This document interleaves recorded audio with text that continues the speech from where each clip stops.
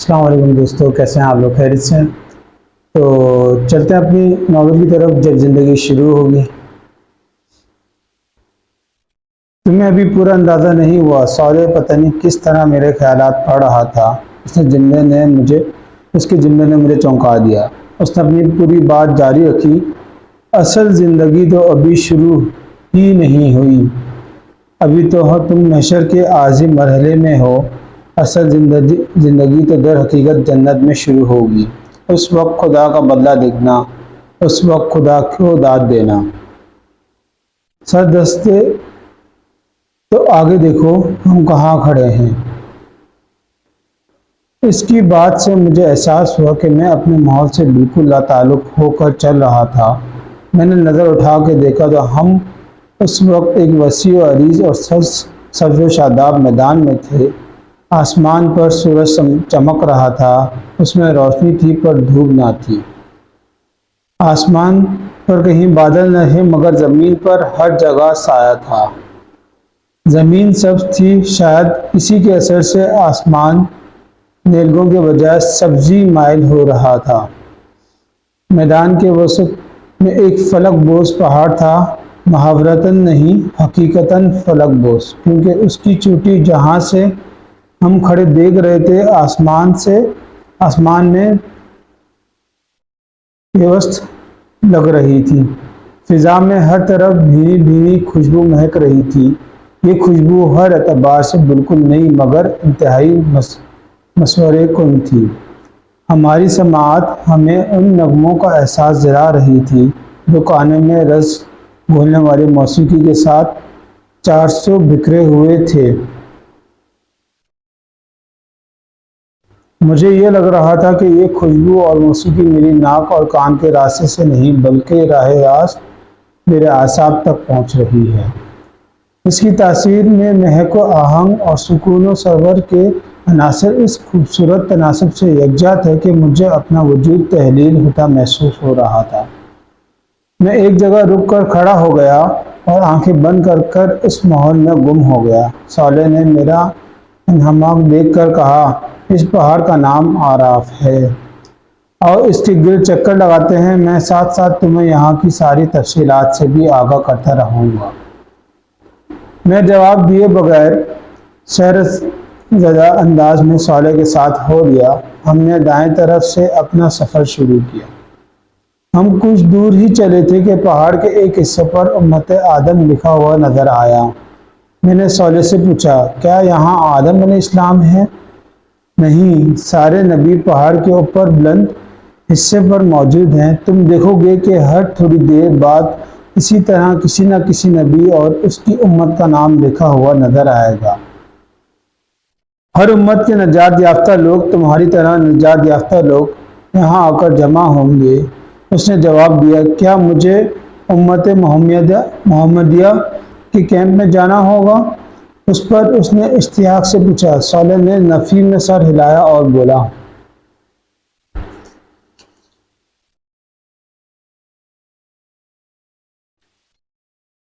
ان مقامات پر نجات یافتہ لوگ کھڑے ہوں گے اور روز حشر کے اختتام پر یہیں سے جنت میں جائیں گے۔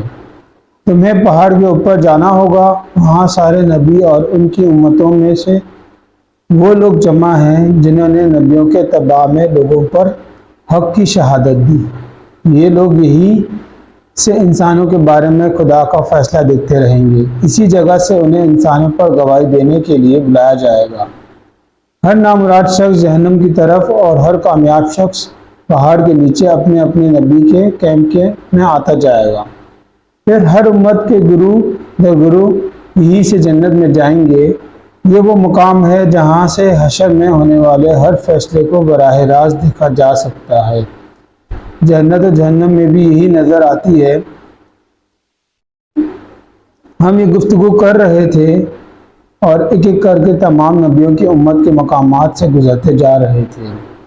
اس وقت تک ہر جگہ بہت کم لوگ تھے۔ میں نے صالح سے کہا، شاید ابھی تمام لوگ نہیں آئے۔ اس نے کہا، نہیں، یہ بات نہیں، دیگر نبیوں کی امت میں سے نجات یافتہ لوگ ہی لوگ ہی بہت کم ہیں، زیادہ تر لوگ بنی اسرائیل میں سے ہیں، اور سب سے زیادہ محمدیہ امت محمدی میں سے ہیں۔ یہ دونوں کیمپ ابھی تک نہیں آئے، لیکن اس وقت وہاں بھی لوگ زیادہ نہیں ہیں، لیکن تھوڑی دیر میں ہو جائیں گے۔ آؤ اب اوپر چلتے ہیں، اس پہاڑ کا چکر تو بہت طویل ہو جائے گا۔ مجھے بلند مقامات پر چڑھنے کا ہمیشہ سے شوق رہا، لیکن شاید یہ میری زندگی کی سب سے عجیب بلندی تھی۔ یہ بظاہر بہت بلند اور آسمان تک پہنچی تھی، مگر یہاں سے زمین کو اس طرح دیکھ رہے تھے جیسے چند منزل ہی اوپر کھڑے ہوں۔ نیچے سے جو جگہ ایک چوٹی لگتی تھی وہ ہموار سطح مرتفع ہے، تاہم اس ہموار زمین پر تھوڑے تھوڑے فاصلے پر بلند بالا قلعہ نما تعمیرات بنی ہوئی تھی، تاہم ان کے ارد گرد کوئی دیوار تھی، نہ ہی ان میں دروازے موجود تھے، اس لیے باہر سے بھی اندر کا نظارہ کیا جا سکتا تھا۔ یہاں ہر طرف شاہانہ انداز کے خدمہ وحشم تھے۔ عالیشان تخت پر تاج پہنے ہوئے انتہائی باوقار ہستیاں بیٹھی ہوئی تھیں، ان کے ارد گرد اسی شان کے لوگ شاہانہ نشستوں پر براجمان تھے۔ میں نے سولے سے ان بلند تعمیرات کے متعلق پوچھا تو اس نے کہا، یہ مختلف انبیاء کے عارضی قیام گاہیں ہیں، انہی کی بنا پر اس پہاڑ کو اعراف کہا جاتا ہے۔ تم تو جانتے ہو کہ اعراف کا مطلب بلندیوں کا مجموعہ ہے۔ میں نے اس بات میں سر ہلایا۔ وہ گفتگو کا سلسلہ جاری رکھتے ہوئے بولا، تخت پر بیٹھے ہوئے حضرات انبیاء کرام ہیں، اور ان کے ارد گرد بیٹھے لوگ ان کی امت کے شہداء اور صدیقین ہیں۔ صدیقین وہ لوگ ہیں جنہوں نے نبیوں کی زندگی میں ان کا ساتھ دیا، اور شہداء وہ لوگ ہیں جنہوں نے انبیاء کے بعد ان کی دعوت کو آگے پہنچایا۔ یہ سب وہ لوگ تھے جو دنیا میں خدا کے لیے جیے اور اسی کے لیے مرے۔ اسی کے صلے میں یہ لوگ آج اس عزت و سرفرازی سے ہمکنار ہوئے ہیں جس کا مشاہدہ تم اس وقت کر رہے ہو۔ کیا یہ ممکن ہے کہ انبیاء علیہ السلام سے میری ملاقات ہو سکے؟ میں نے پوچھا۔ سب سے ملاقات کا وقت تو نہیں، لیکن کچھ سے ضرور مل سکتے ہو، اس نے جواب دیا، اور پھر ایک ایک کر کے خدا کے جلیل و قدر پیغمبروں سے میری ملاقات کرانی شروع کی۔ وہ پیغمبر جو میرے لیے عظمتوں کا نشان تھے، میں ان سے مل رہا تھا۔ آدم علیہ السلام، نوح علیہ السلام، ہود، صالح، اسحاق، یعقوب علیہ السلام، یوسف علیہ السلام، شعیب، موسیٰ، ہارون، یونس، داؤد، سلیمان، زکریا، یحییٰ، عیسیٰ، اور سب سے بڑھ کر ابو الانبیاء سیدنا ابراہیم علیہ السلام۔ سب نے گلے لگا کر میری پیشانی پر بوسہ دے کر میرا استقبال کیا اور مجھے مبارکباد دی۔ ان جلیل قدر ہستیوں سے کچھ گفتگو کے بعد ہم آگے روانہ ہو گئے، مگر مجھے دوران گفتگو یہ احساس ہوا تھا کہ سب لوگ ایک نوعیت کے تفکر میں مبتلا ہیں۔ راستے میں صالح سے میں نے اس کی وجہ پوچھی تو بولا، تمہیں نہیں معلوم اس وقت حشر کے میدان میں قیامت برپا ہے۔ اس وقت ہر نبی پریشان ہے کہ انسانیت کا کیا ہوگا۔ اللہ تعالیٰ کے عذاب کی شدت اتنی زیادہ ہے کہ انبیاء میں سے کوئی بھی نہیں چاہتا کہ اس کی امت عذاب الہی کا سامنا کرے۔ وہ چاہتے ہیں کہ اللہ تعالیٰ لوگوں کو معاف کر دے، مگر سردستے اس کا کوئی امکان نہیں۔ ایسی کوئی دعا کی جا سکتی ہے، نہ اس کی اجازت ہے۔ لوگ سینکڑوں برس سے خوار و خراب ہو رہے ہیں، اور حساب کتاب شروع ہونے کا بھی امکان نہیں ہے۔ سینکڑوں برس کیا مطلب؟ ہمیں تو اندر آئے ہوئے بمشکل 1-2 گھنٹے گزرے ہوں گے۔ میں نے چونک کر تعجب سے کہا، یہ تو تم سمجھ رہے ہو، آج کا دن کامیاب لوگوں کے لیے گھنٹوں کا ہے، اور باہر موجود لوگوں کے لیے انتہائی سختی اور مصیبت کا ایک بے حد طویل دن ہے۔ باہر صدیاں گزر گئی ہیں، مگر تم ابھی یہ بات نہیں سمجھو گے، اس نے وضاحت کرتے ہوئے جواب دیا۔ اور میں اس کی بات کو ہضم نہیں کر سکا، مگر ظاہر ہے میں جس دنیا میں تھا وہاں سب کچھ ممکن تھا، اور نہ جانے کتنی تعجب انگیز باتیں میرے سامنے آنے والی تھیں۔ صحابہ کرام اور مہاجرین اور انصار حلقہ بنائے ہوئے ادب و احترام سے بیٹھے تھے۔ امت محمدیہ صلی اللہ علیہ وسلم کے اولین و آخرین کی بھی ایک بڑی تعداد موجود تھی۔ شمع رسالت کے ان پروانوں کی بیچ رسالت مآب صلی اللہ علیہ وسلم سر جھکائے تشریف فرمائے تھے۔ بظاہر ہر چیز بالکل ٹھیک تھی، مگر میں محسوس کر سکتا تھا کہ یہاں بھی اسی نوعیت کا تفکر پھیلا ہوا ہے جسے میں پیچھے دیکھ کر آیا تھا۔ رسول اللہ صلی اللہ علیہ وسلم اس وقت بارگاہ حدیث میں دعا کر رہے تھے۔ ہمیں بیٹھ کر انتظار کرنا چاہیے، صالح پچھلی نشستوں کی طرف بڑھتے ہوئے بولا۔ ہم پچھلی نشستوں پر مراجمان ہو گئے۔ یہاں سے اندازہ کرنا مشکل تھا کہ آگے کیا ہو رہا ہے۔ میں نے صالح سے دریافت کیا، یہ حساب کتاب کب شروع ہوگا؟ مجھے کیا معلوم، کسی کو بھی معلوم نہیں، اس نے جواب دیا۔ اس کی بات سن کر میں خاموش ہو گیا اور نشست کی پشت سے سر ٹکا کر آنکھیں بند کر کے بیٹھ گیا۔ نہ جانے کتنا وقت گزرا تھا کہ صالح کی آواز میرے کان میں آئی، عبداللہ اٹھو، دیکھو تم سے کون ملنا آیا ہے۔ اس کی آواز پر چونک کر کھڑا ہو گیا۔ سامنے دیکھا تو ایک انتہائی باوقار ہستی میرے سامنے کھڑی تھی۔ ان کے چہرے پر مسکراہٹ اور آنکھوں سے محبت کے اثرات جھلک رہے تھے۔ اس سے قبل کہ صالح میں مزید کچھ کہتا، انہوں نے نرم لہجے میں اپنا تعارف کراتے ہوئے کہا، مرحبا عبداللہ، میرا نام ابو بکر ہے، رسول اللہ صلی اللہ علیہ وسلم کی طرف سے میں تمہیں خوش آمدید کہتا ہوں۔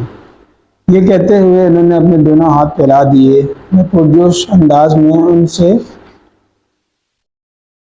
برگیر ہو گیا، معافی۔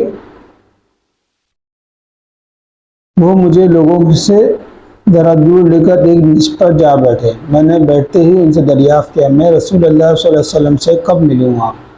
رسول اللہ صلی اللہ علیہ وسلم اس وقت بارگاہ حضور میں شکر و دعا میں مصروف ہیں، تم ان سے بعد میں مل سکتے ہو۔ اس وقت بتانے کی اہم بات یہ ہے کہ اللہ تعالیٰ کی بارگاہ میں جناب رسول رسالت مآب کی یہ دعا قبول ہو گئی کہ لوگوں کا حساب کتاب شروع ہو جائے۔ اس قبولیت کی گھڑی میں تم نے ایک دعا کی تھی، تم دوبارہ حشر کے میدان میں جا کر وہاں احوال دیکھنا چاہتے تھے، تمہیں اس کی اجازت مل گئی۔ حساب کتاب کچھ دیر بعد شروع ہوگا، تم اس وقت تک لوگوں کے احوال دیکھ سکتے ہو۔ یہ پیغام دے کر ہی رسول اللہ صلی اللہ علیہ وسلم نے مجھے تمہارے پاس بھیجا ہے۔ یہ سن کر میرے چہرے پر خوشی کے تاثرات ظاہر ہوئے، جنہیں دیکھ کر خلیفہ رسول اللہ صلی اللہ علیہ وسلم کے چہرے پر بھی مسکراہٹ آ گئی۔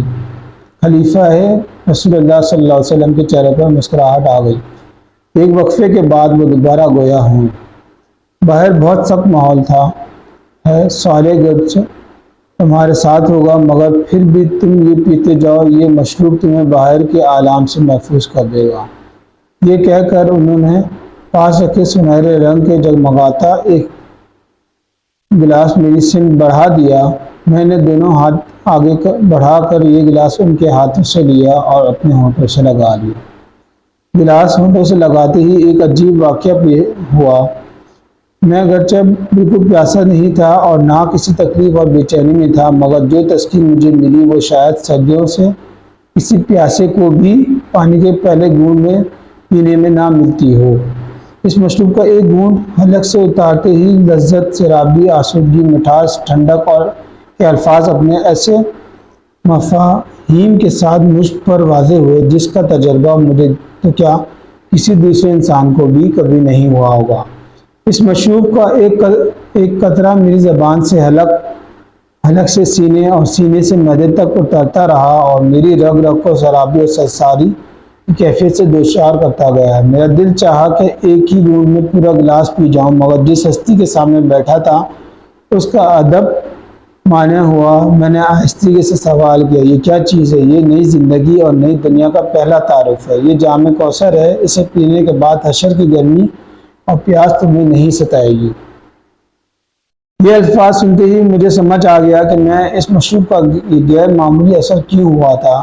یہ جنت کی نہر کا کوثر کا پانی تھا، بلا شبہ ان تمام خصائص کا حامل تھا جن کا ذکر میں ہمیشہ سے سنتا رہا۔